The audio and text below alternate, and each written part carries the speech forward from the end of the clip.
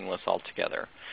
If you're a B2B mailer, that's a pretty common technique because it's very difficult to get addresses, so you may go out and purchase those.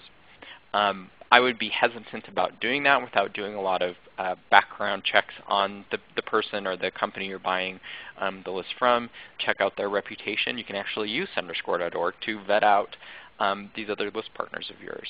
So again, you want to try to avoid spam traps at all costs, because just having one on your file can actually cause your score to drop by 20 points. So yes, just having one on file can have a huge effect. And also, there's some question about how do you know if an email address is being recycled. ISPs typically don't divulge that information.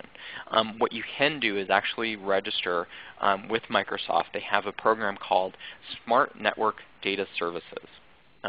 So you can actually just type in into Google Microsoft SNDS for Smart Network Data Services, and you can register for this program, and you can actually see the number of spam traps that you're hitting at Microsoft.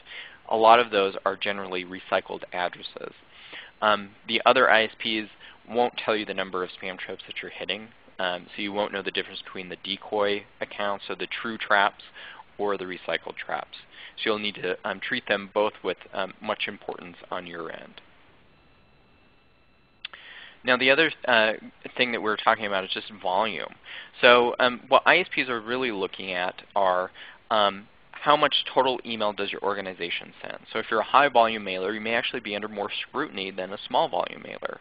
And this may sound a little bit scary, but I wouldn't worry, because really they're also taking a look at how consistent your volume is. So if you're a high volume mailer but your mailing volume is consistent, you're mailing to pretty much the same addresses week after week, month after month, your numbers don't change dramatically, and if they do, they're increasing gradually, which is a good sign of that you're organically growing your list. You'll have no problems whatsoever.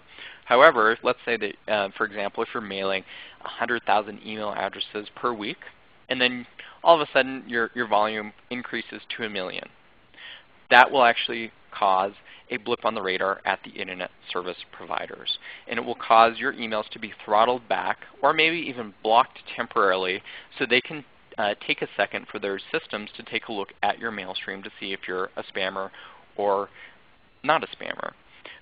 Again, sounds a little heavy-handed, but like I mentioned, spammers use this tactic quite a bit, so it is problematic. Additionally, I talked about authentication, which is I usually like to bundle up into that whole infrastructure part